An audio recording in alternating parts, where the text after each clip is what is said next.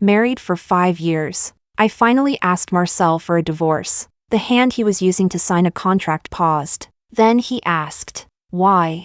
I lowered my eyes. My family has gone bankrupt. Bankrupt, meaning that to him, I no longer had any value to be used. And also, I smelled gardenia perfume on your coat. The scent was that strong, and he was someone with a severe cleanliness obsession. He would never casually allow another person to get close to his body. Back then, I was love-brained, foolishly romantic, always thinking that as long as I married him, as long as we stayed together long enough, feelings would eventually grow. Back then, Marcel once said to me, "Do you really think that just because you married me, I would fall in love with you?"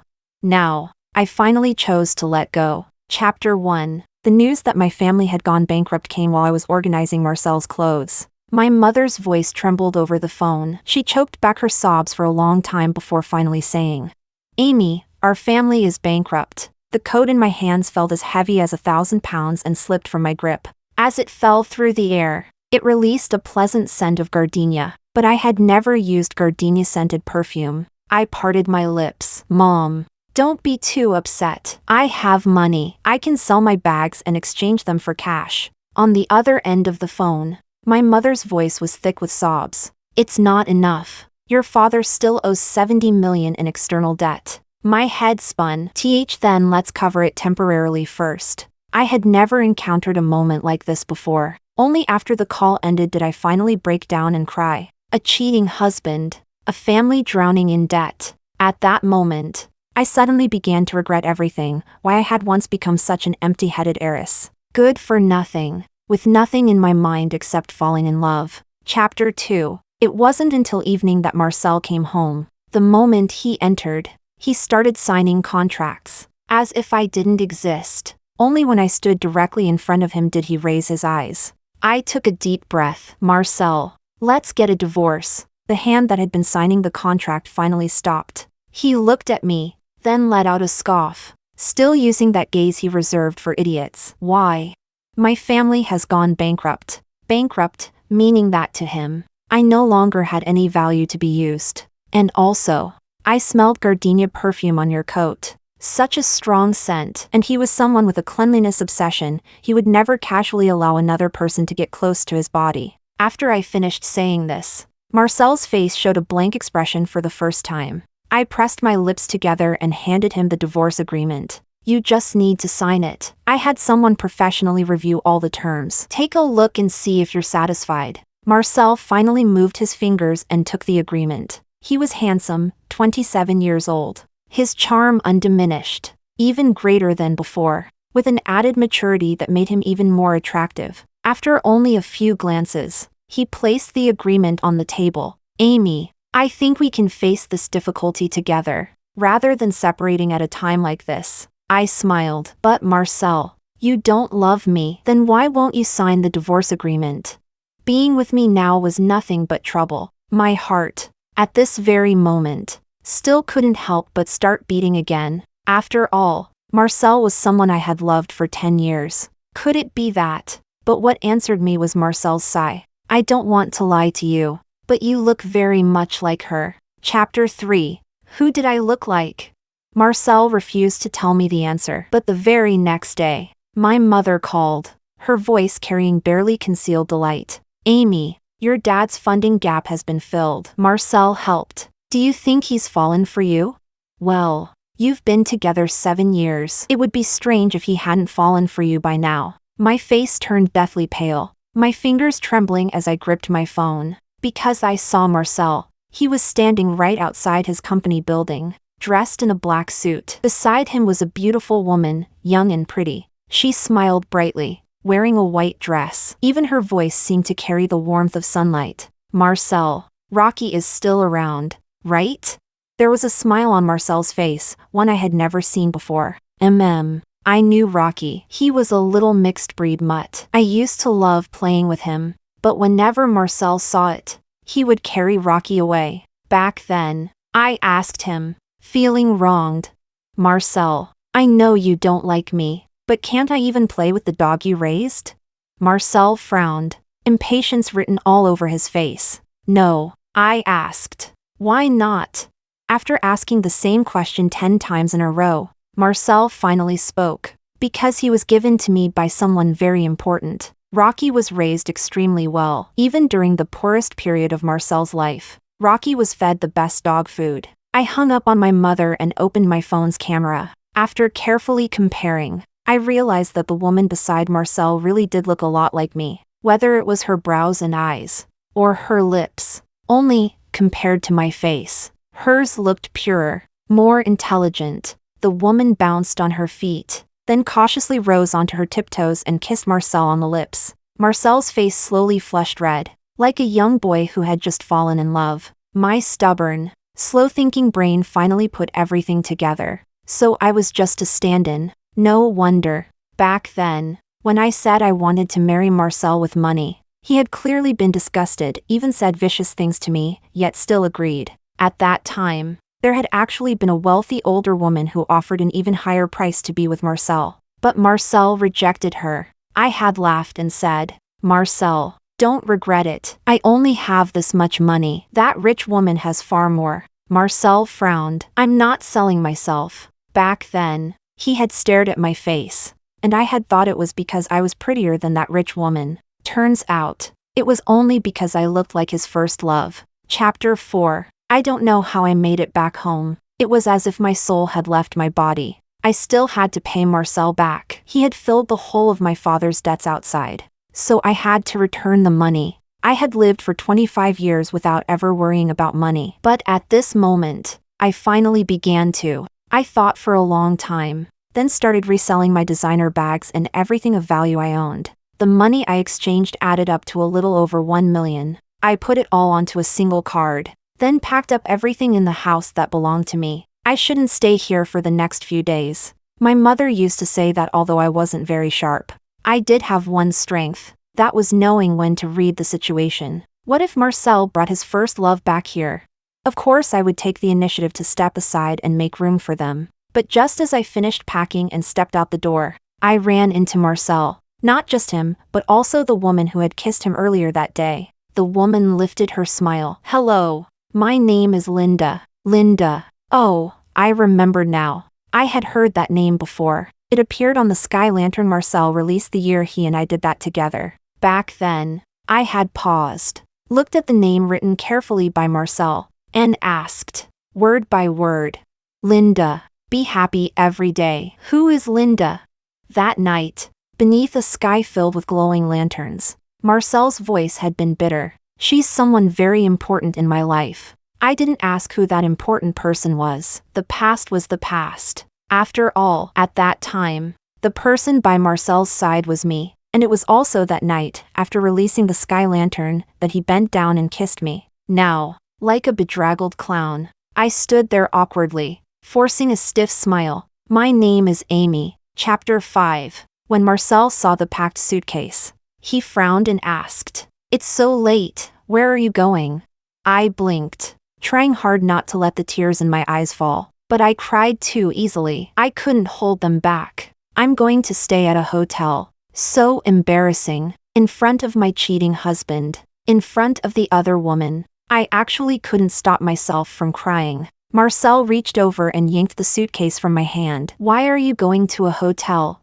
I wiped away my tears. "You cheated. I'm making space for you too, so I don't have to feel sickened by it." Marcel's expression froze for a second. Then he said to Linda, "Sorry, I need to talk to her alone." Inside the room, Marcel's face turned cold. "She already has a child. There's nothing between her and me anymore. There never was," he said, a trace of desolation flashing across his face. "And there never will be." I raised my hand and slapped Marcel hard across the face. "Get lost. You're disgusting, and I actually liked you for 5 years. Chapter 6. That night, I still moved into a hotel. No matter how long Marcel talked, I never turned back. In the end, he said coldly, "Go then. Don't come begging me to pay attention to you later." My throat tightened. Marcel had always been cold by nature. In the past, whenever he got angry, it was always me who begged him to acknowledge me.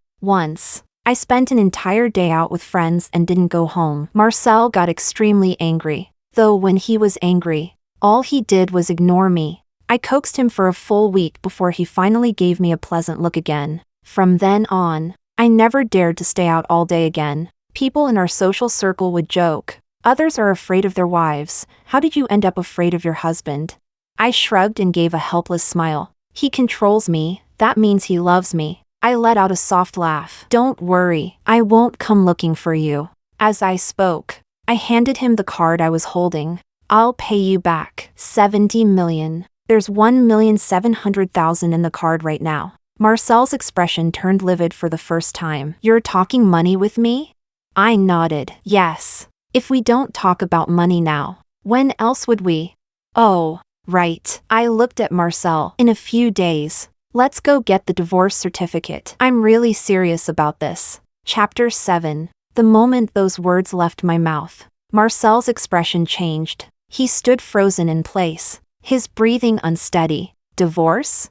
I didn't look at him again and walked straight away. For the next few days, I stayed in the hotel. Memories from the past surged over me like a tide, swallowing me whole. When I proposed the divorce, it was a spur-of-the-moment decision. Now that I thought back on it, my heart ached. I had liked Marcel for so long. Just saying the word divorce made my chest feel blocked and heavy. But no matter what, life still had to go on. I sent out several resumes and was finally accepted by a company as an intern. A few days later, while I was working part-time at a jewelry store, I ran into Marcel again. He was with Linda. The two of them stood close together, looking perfectly matched. Marcel saw me too. His friends around him started teasing.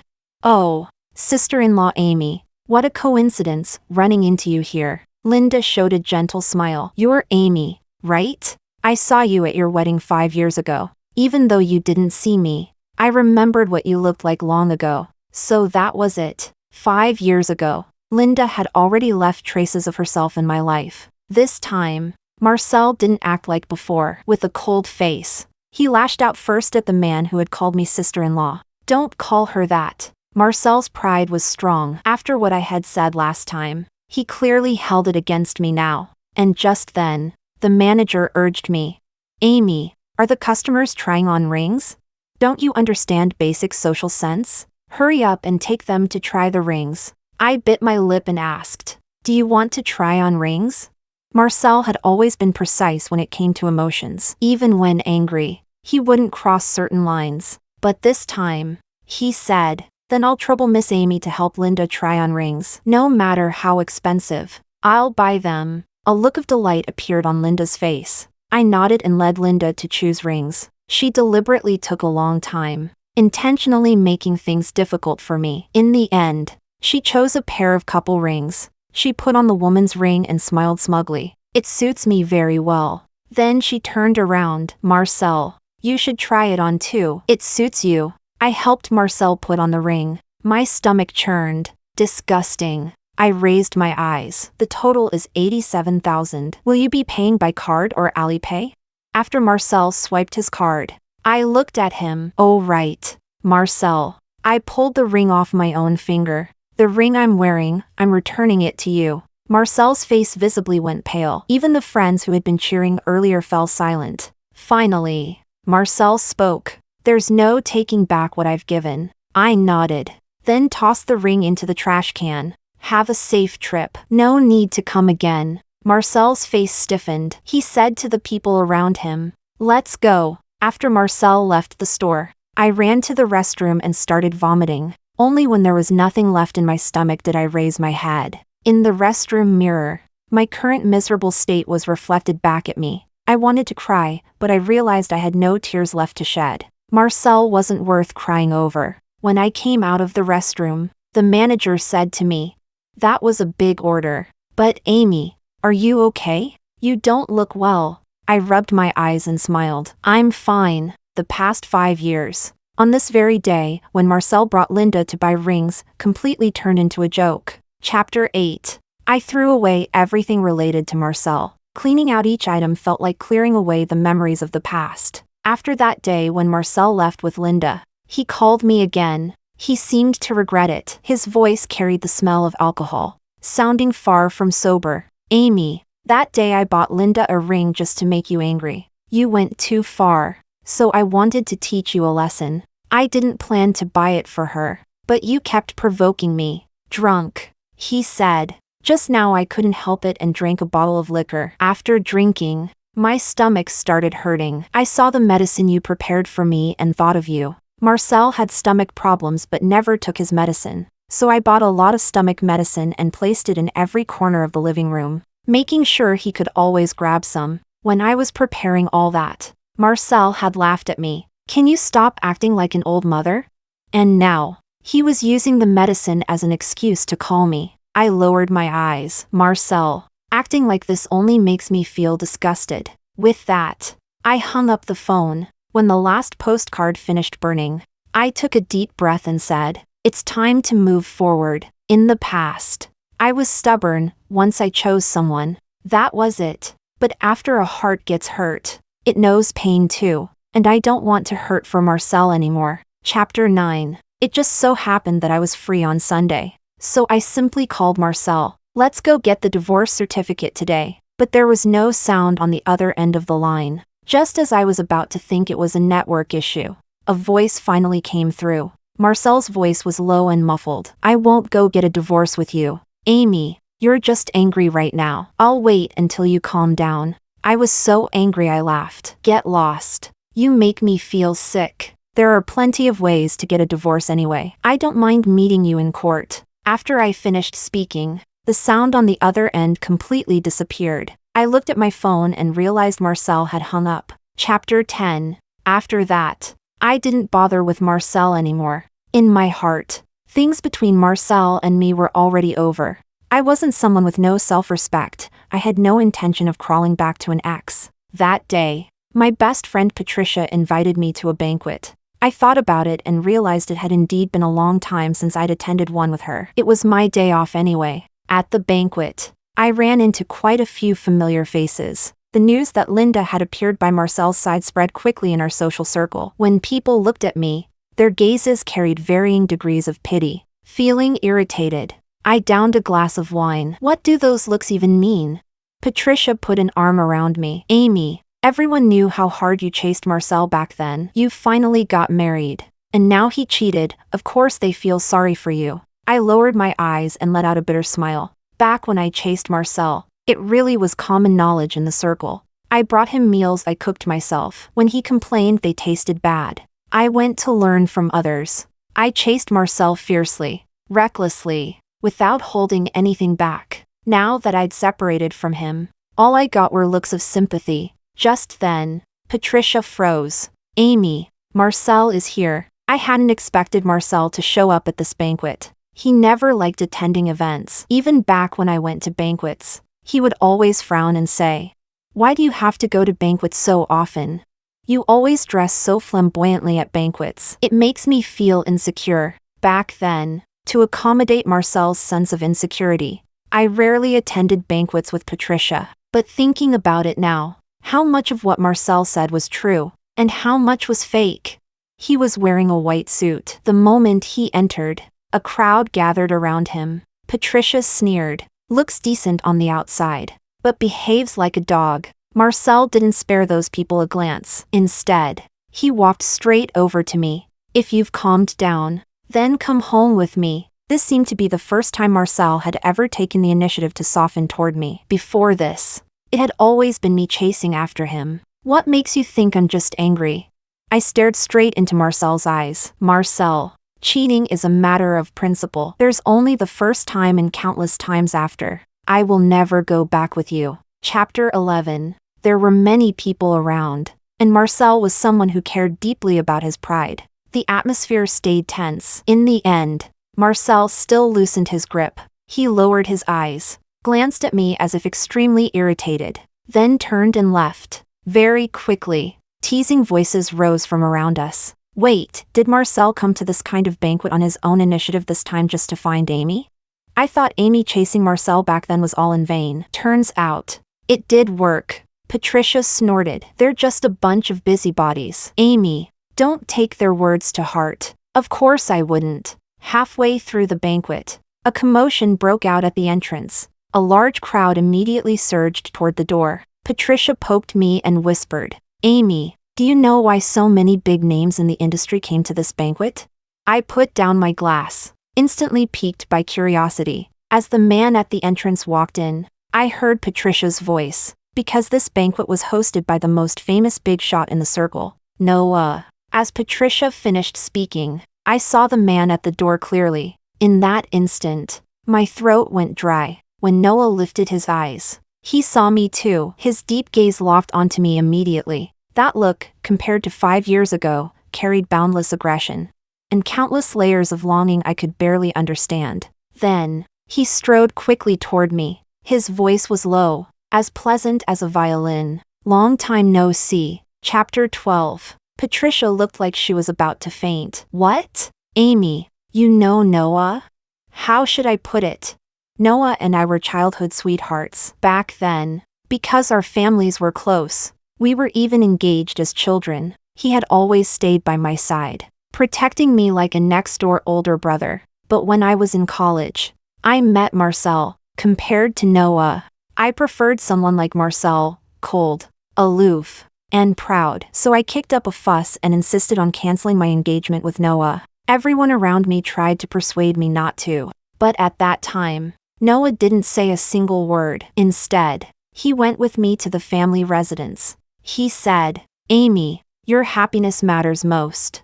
Who you like is your right. I can't trap you by my side. With Noah's help, the process of canceling the engagement was difficult. But in the end, it was done. When we walked out of the residence, Noah's voice carried a trace of pleading. Amy, if you're not happy one day, can you look back at me? I'll always be behind you. Back then, I frowned. Noah, the one I like is Marcel. You should like someone else. After the engagement was cancelled, I only heard that Noah was going abroad to develop his career. On the day I got married, Noah never showed up. Once he went abroad, 5 full years passed. And now, he was finally back. I stood up. Long time no see. Noah was more mature than 5 years ago. His eyes seemed to hold spring water within them, far more striking than before. Once, I had smiled and said to him, Noah, has anyone ever told you that your eyes are really beautiful? Back then, Noah shook his head. No. Later, when I asked people around us, they all said, gentle like water? That's only when he looks at you. Normally, when Noah looks at people, his gaze is as cold as ice. Pulling myself out of those memories, I asked, did you come back this time because your overseas career has stabilized? Noah looked at me, his eyes filled with a kind of obsession I had never seen before. Yes, and no. I blinked. Amy, what if I said I came back this time to steal someone away? Noah's words were so blunt that they caught me completely off guard. Chapter 13. After we walked out of the banquet, the way people looked at me had already changed. After all, Noah was an even more dazzling figure than Marcel. So Amy actually has Noah behind her. Didn't Amy and Noah have a childhood engagement? Though it was cancelled back then, Noah ignored those remarks and looked at me instead. I'll drive you. I was just about to refuse when Patricia cut in. That's perfect. Noah, I'll leave our Amy in your care. Noah smiled. Then please get in the car. Amy.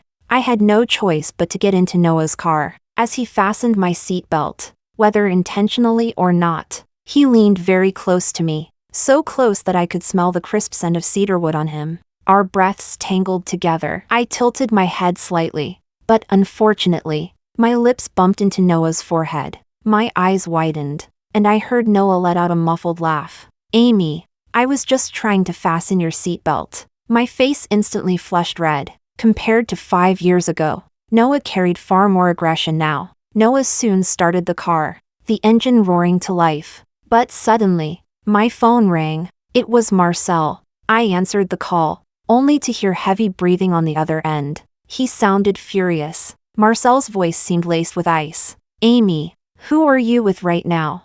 He spoke word by word, his voice trembling even at the tip of his tongue. I frowned. Who I'm with right now has nothing to do with you. Marcel's voice continued. When you two kissed just now, I was near your car. I raised my eyes, and sure enough, not far from Noah's car, I saw Marcel. That white suit was impossible to miss. Chapter 14. I hung up the phone directly. Inside the car, Noah's voice was light and amused. I didn't expect him to run into that scene. He won't blame me, will he?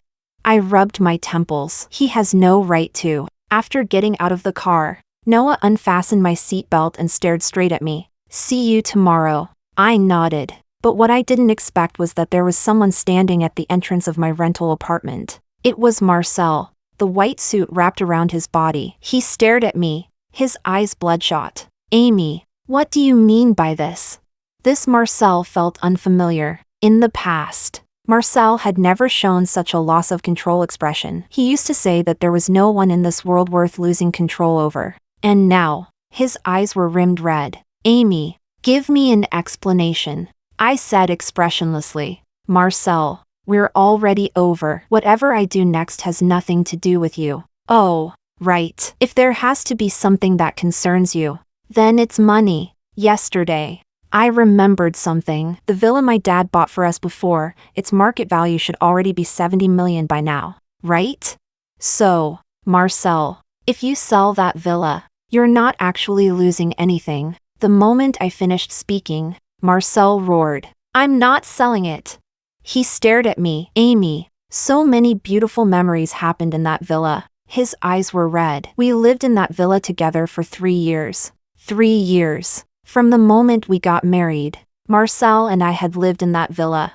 There, we planted flowers and trees together, fed goldfish together. There, Marcel had once kissed me and said he wanted to be with me forever. It was true, the villa carried far too many memories. But, I lowered my eyes and let out a mocking smile. Marcel, don't do this. Your first love must still be waiting for you at home, right?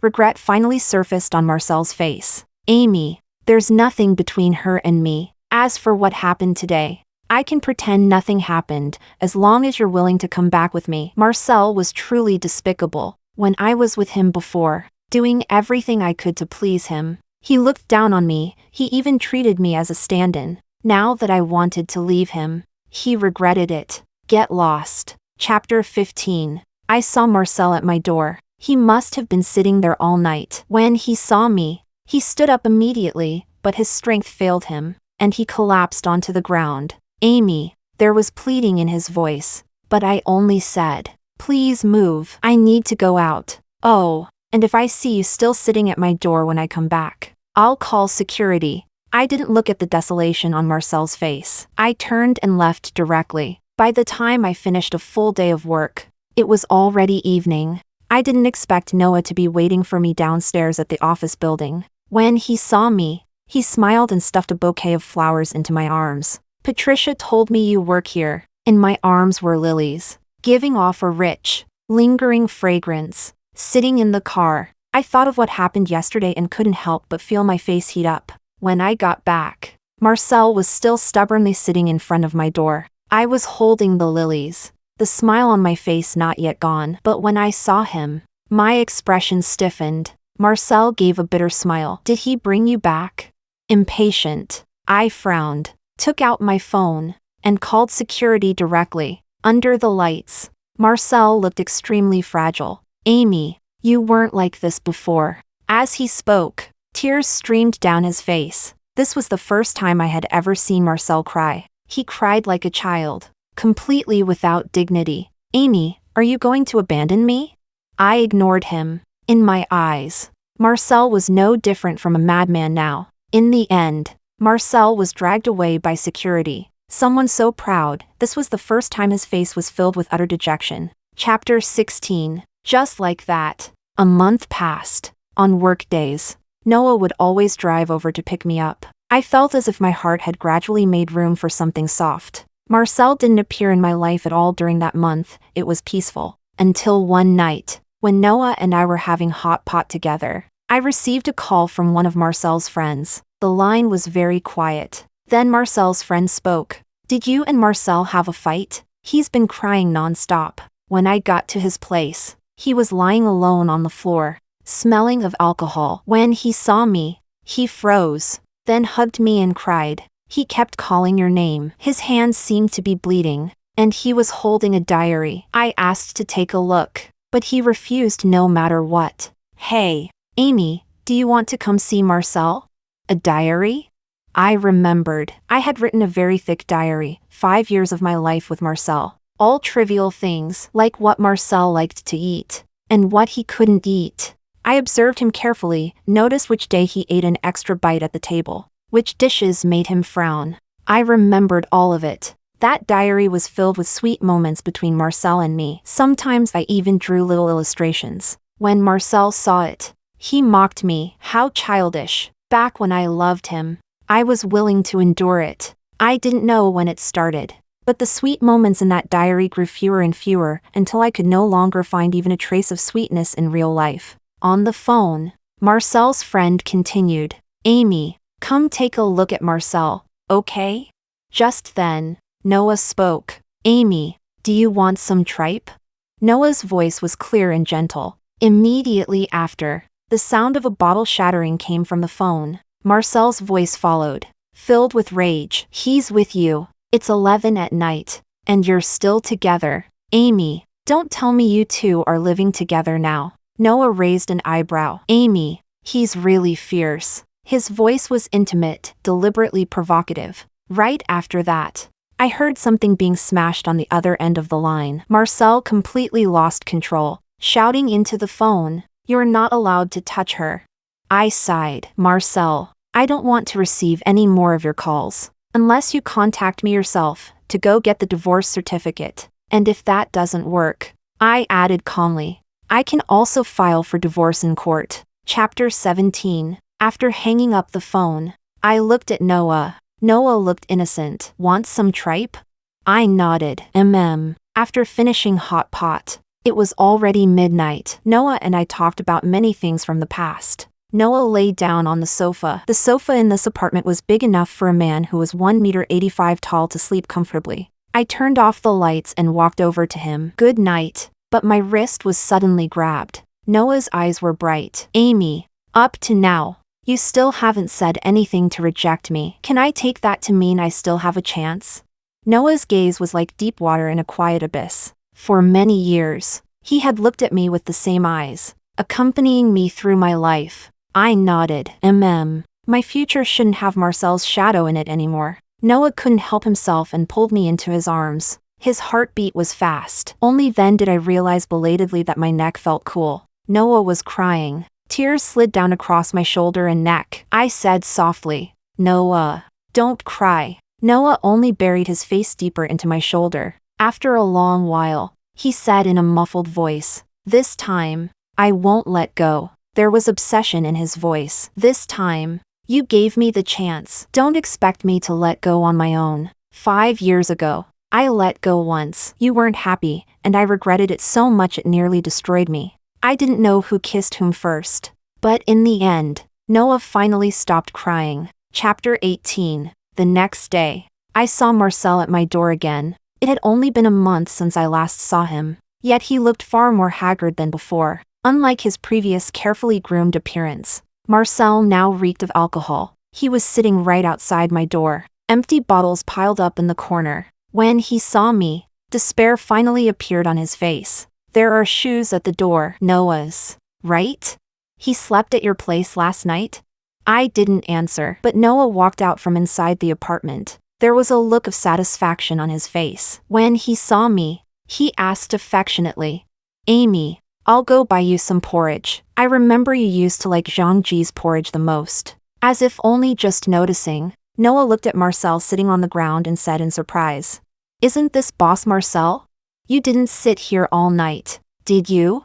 Marcel's face was deathly pale. His eyes lowered. The air seemed to stop flowing, so quiet it felt like a pin dropping could be heard. After a long time, he finally lifted his eyes. "Amy, you loved me so much before. Now you just let go like this. How am I supposed to live?" His face was covered in tears as he spoke. "Amy, how can you abandon me like this?"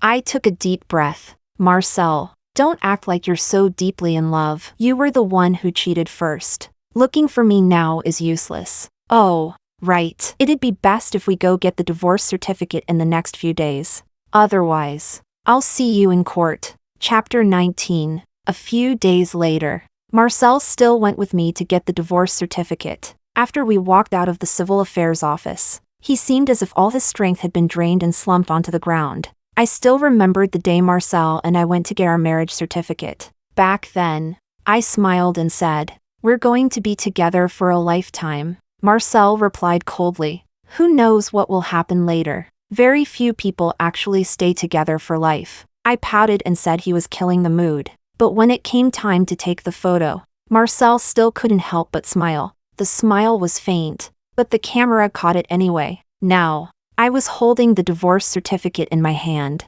and beside me stood Noah, who had been waiting for a long time. When Noah saw the certificate in my hand, the corner of his lips lifted. "Let's go." Behind us, Marcel's voice sounded. "Amy." I turned around and saw his reddened eyes. "Will you ever think of me in the future?"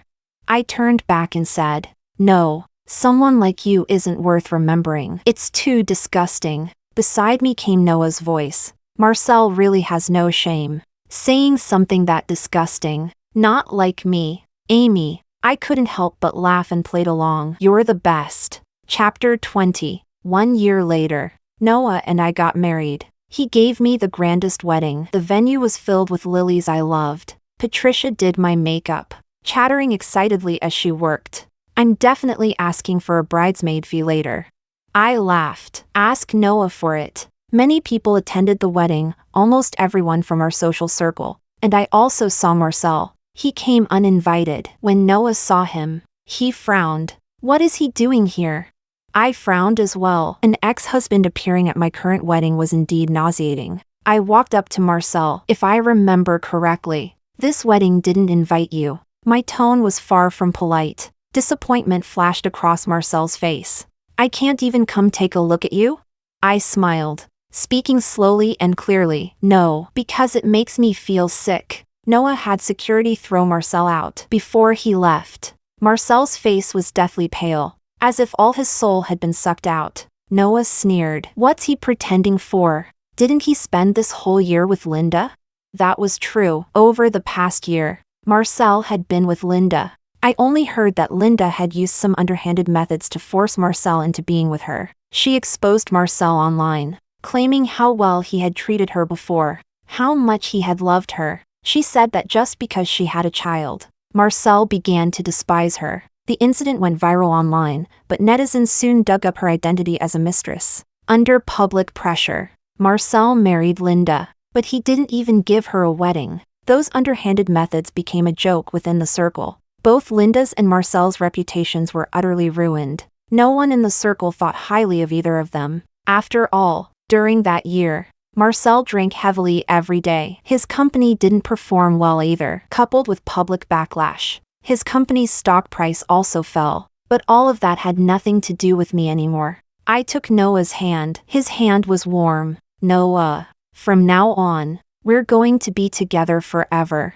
Noah lowered his eyes. Of course, the way he looked at me had never changed, just like it was in the beginning. Chapter 21. After Amy's wedding ended that day, Marcel began drinking himself senseless every single day, far more viciously than before. People around him all tried to persuade him to stop drinking so heavily. After all, too much alcohol ruined the body. He frowned. He always felt that if he didn't drink that much, there would be an emptiness in his heart that couldn't be filled. What was more, when he went home, the face waiting for him, although it looked very similar to Amy, was also very different. That face didn't have Amy's soft sweetness. Linda wouldn't cook him hangover soup. She wouldn't coax him to drink less. But Amy would. Every time he finished comparing the two, Marcel missed Amy even more. In fact, Marcel had met Amy in a bar. Amy had been pampered by her family since childhood, wearing a designer dress, sitting on the sofa, laughing openly. She was beautiful, especially that day. Under the scent of brandy, she was breathtaking. Marcel knew who Amy was. Uneducated, a spoiled rich girl in this circle, a pretty but empty-headed fool. But when he looked more closely, she seemed very similar to the first love he could never have. Marcel's heart immediately started pounding. He was smart. He was realistic. His first love had already gone abroad and even gotten married there. He could never have her again. So that day, he deliberately appeared in Amy's line of sight with his friends. Sure enough, She was a fool. She was instantly attracted by his looks, and urged on by her group of girlfriends. She blushed and came over to ask for his contact information. "Hi, my name is Amy. Can I add you?"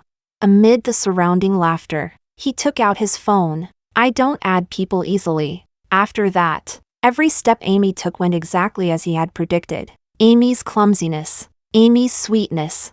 Amy was really stupid. That was what he thought when he watched Amy try to make him a birthday cake. And yet, he still said, "I'll help you." He ended up doing worse than Amy, for reasons he didn't understand. That birthday cake turned into a deliberate competition on his part. In the end, he made a beautiful cake. He lowered his eyes and looked at Amy's cake, ugly, shapeless, like something only a witch in a fairy tale would make. But Amy still said, "Wow, Marcel, you did such a great job." At that moment, it felt as if someone had kneaded his heart hard, bringing with it a faint, sour ache. No one had ever said that to him before, and it was at that instant that his heart began to beat for Amy. He just didn't realize it. He had liked Linda before. Even being with Amy, for the most part, had been because Amy resembled Linda. After Linda returned, after he learned she had divorced, he still never thought about marrying her. A first love from youth was important, yes, but it seemed it couldn't compare to the woman at home. He admitted that after Linda came back, he had harbored a sense of luck. He stayed close to Linda, but the closer he got, the more he realized that, without knowing when it had happened, the person he loved had already become Amy. That was why, when Amy first proposed divorce, he panicked, but he couldn't refuse Linda either. The moon he could never reach before, hanging high in the sky, suddenly lowered itself after returning to the country, becoming something he could touch. He wanted both. He was that realistic, that greedy. And so, in the end, it brewed into an irreparable outcome.